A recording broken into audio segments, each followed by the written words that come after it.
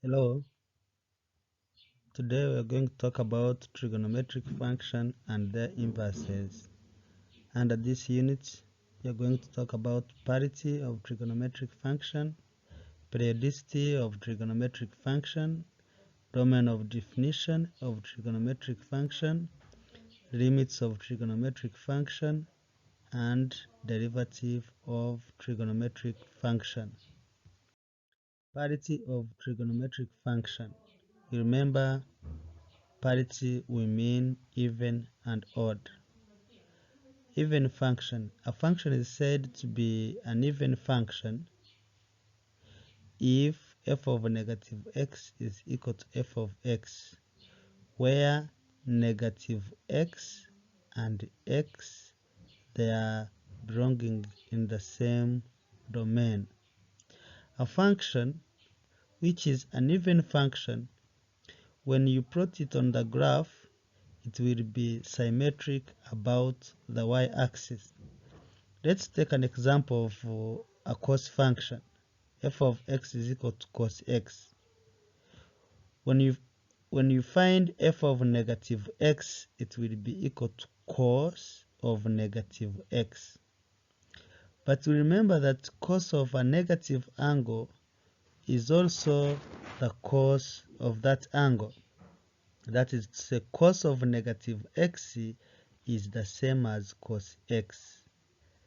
It means f of negative x is equal to f of x. That is to say, cos of x is an even function. When we use the graph of cos, when you find cos of pi over 2 is 0, and when you find cos of negative pi over 2, it's also 0. You see that pi over 2 is positive and negative pi over 2 is also negative, but when you find cos of negative pi over 2 and cos of pi, they are all giving us a similar output, which is 0.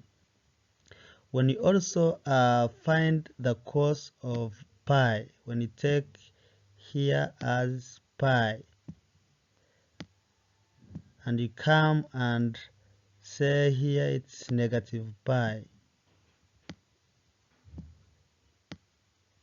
negative. So when you find the cos of negative pi, it will be negative 1. And when you find cos of pi, it will also be negative 1. Which means when the cos of an input, a positive input, and the cos of a negative input, they are all equal. That makes our cos of an angle becomes an even function. And we have seen that the graph of an even function is symmetric about the y-axis. So when you come on this graph, you see that this line of y-axis is the line of symmetry, because it divides the graph of cos into two equal parts. And when you see this graph here, you see when you take this part here and this part here, when you rotate either this about the y-axis, it will come and fit in this one, which means this line y is the line of symmetry.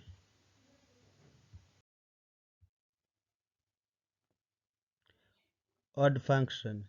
A function is odd if f of negative x is equal to negative f of x, where x and negative x are also lies in the same domain.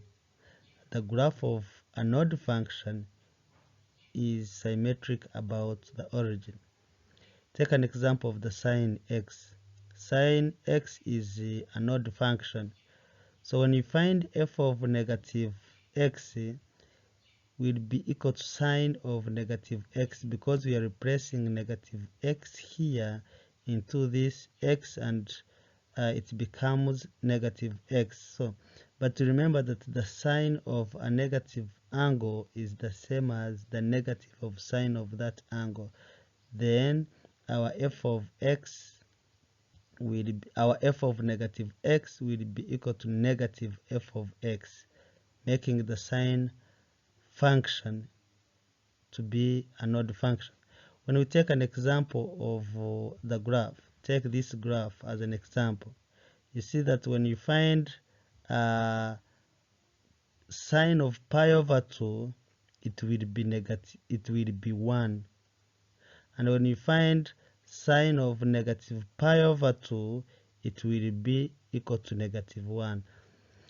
Sine of pi over 2 is 1, and sine of negative pi over 2 is negative 1.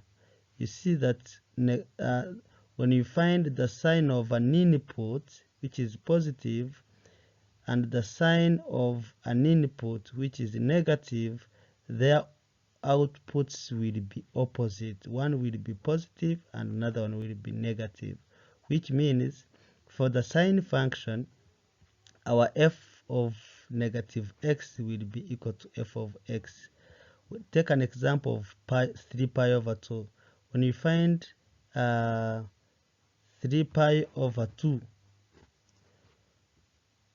sine of 3 pi over 2 is negative 1, but sine of negative 3 pi over 2 is positive 1.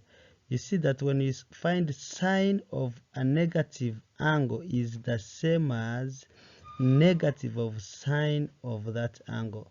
That is to say, the sine is an odd function. So when we talk about the graphing, they are saying that it is symmetric about the origin. When you rotate this graph here, when you rotate this graph about the origin through an angle of 180, this part will come and fit in this part here, which means our graph is symmetric about the origin. Remark: it's possible to find the functions which are neither even nor odd. The function is neither even nor odd if it satisfies the following conditions. If f of negative x is not equal to f of x, means that the function is not odd, and if f of negative x is different to negative f of x, so the function, when it satisfies these two conditions, we say that that function is neither even nor odd. This table is telling us the trigonometric functions which are even and odd. Cos of negative x is equal to cos x, it is an even function. Sec of negative x is equal to sec x, which is an even function, because sec is 1 over cos. Here sine of negative x is equal to negative sine x, it's an odd function. Cosec, which is 1 over sine, will give us negative cosec. Tan negative x is equal to negative tan x, because remember that tan of x is equal to sine of x over cos x. When we find sine of negative x over cos of negative x, sine of negative x will be negative sine x, and cos of negative x will be cos of x, which gives us negative tan. Cos negative x will also be equal to negative tan, because we know that tan of x is cos over sine. Example: determine whether the following trigonometric function is even, odd, or neither. F of x is equal to sec x tan x. you're going to find f of negative x. It means that here you are going to replace this one by negative x, and this one we are going to replace it by negative x, and we are going to have sec of negative x times tan of negative x. But sec of x is the same as sec x, and tan of x is the same as negative tan x. Then f of negative x will be equal to sec of negative x tan negative x will be equal to negative sec x tan x. But this one here is the same as f of x. That is to say, f of negative x is equal to negative f of x. Our f of x is an odd function. But B, try this part B by finding g of negative x, and you replace here by negative x, replace here by negative x, replace here by negative x, and you see whether the function is even or odd. Example number 2, how to use the even odd properties of the trigonometric functions. Find the exact value using the even odd properties. Sine of negative 30. Sine of negative 30 is the same as negative sine of 30. And this sine of 30 is a half. So sine of negative 30 is the same as negative a half. You can use the same concept. You try this part B and part C.